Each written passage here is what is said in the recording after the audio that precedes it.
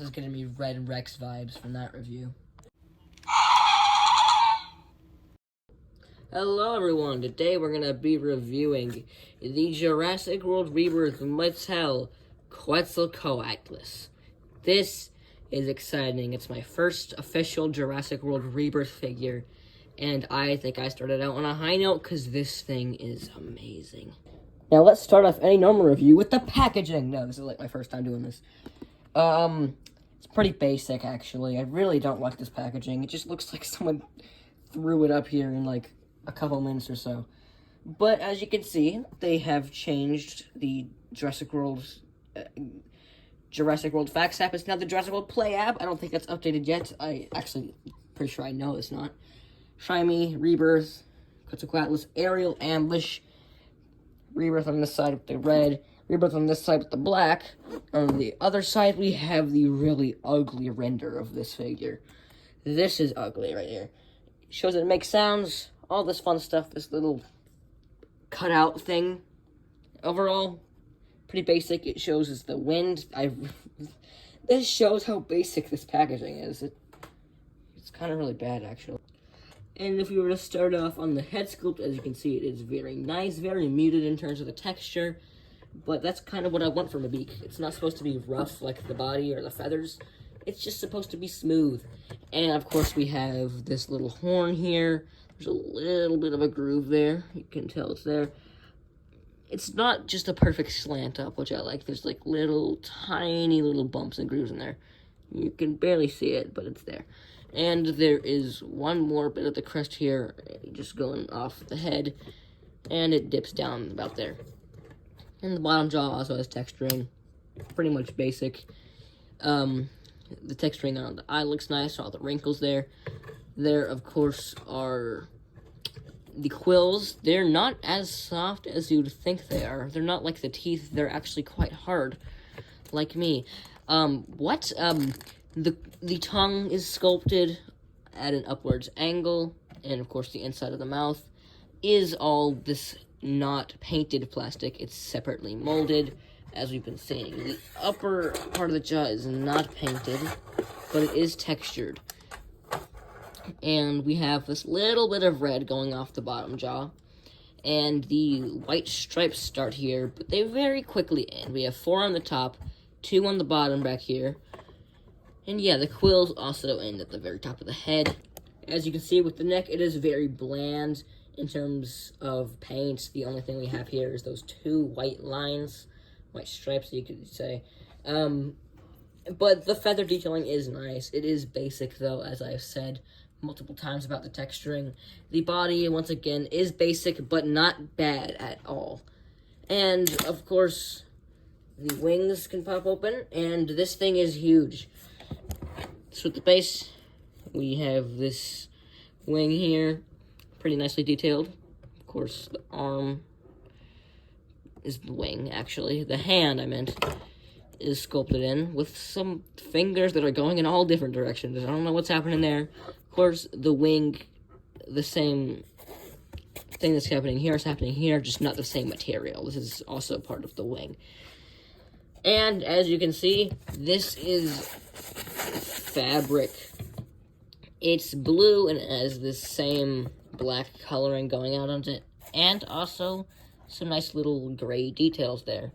Now, it is not accurate to the movie. I think it's like orangish pink in the movie, actually. But we haven't seen the top of the wings. I think we only saw the bottom side, which is just pretty much just plain blue. I think that might actually be from the other side, if I check. Yeah, I think that's just this printing on this side coming through to this side. So I don't think this was meant to look like this. Maybe it was, I'm not sure. But it is the exact same details that are on the side above this.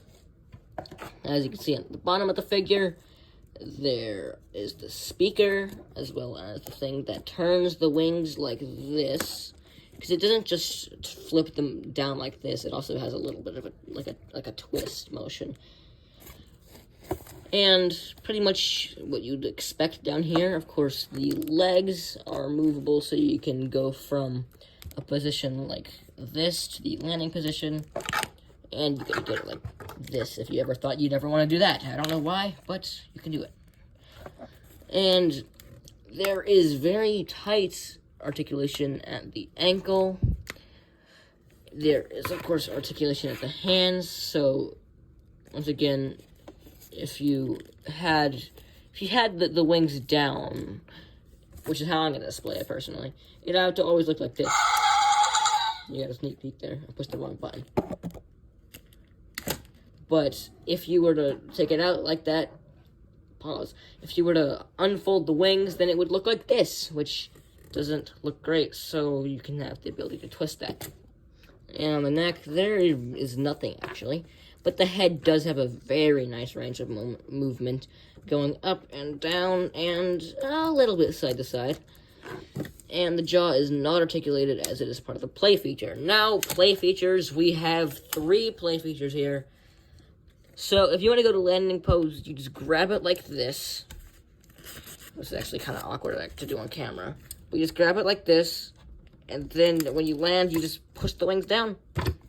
You fold these hands back, and you pose the legs and ankles in the way you want them to be.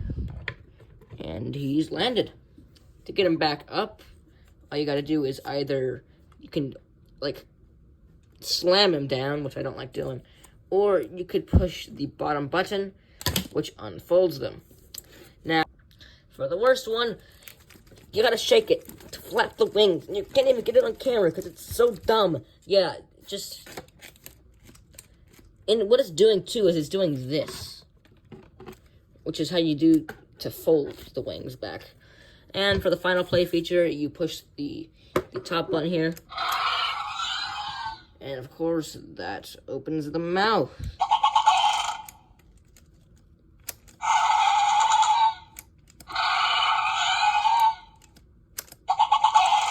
Three sounds there. So that's very nice. Typical 3 sounds.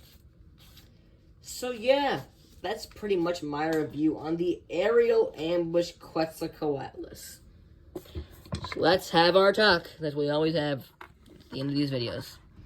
So, let's get to the rating. I think this is Mattel's best pterosaur ever, counting the Hammond collection, counting the Amber collection too. This is awesome.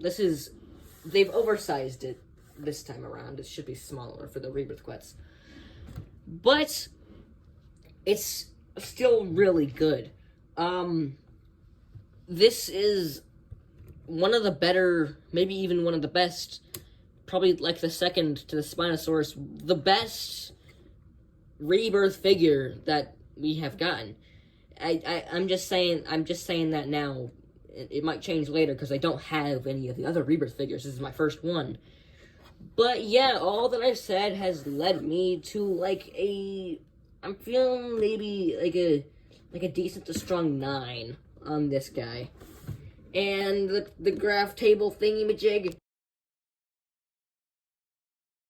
I can't even get the size on it. I didn't even try to put this over here. But it's about, if I were to do that, it's like 23 inches long, 24. I'm just gonna say 2 feet because it just sounds nicer. And if we angle the head up all the way, we're looking at like 14.5 inches. Even the distance between the 2 feet, when like sitting, is like 6 inches. It's like a higher figure. It's crazy. In a normal sitting position, it's about 9.25 inches, I'd say. Here's the Quetzal next to an average Mattel human figure.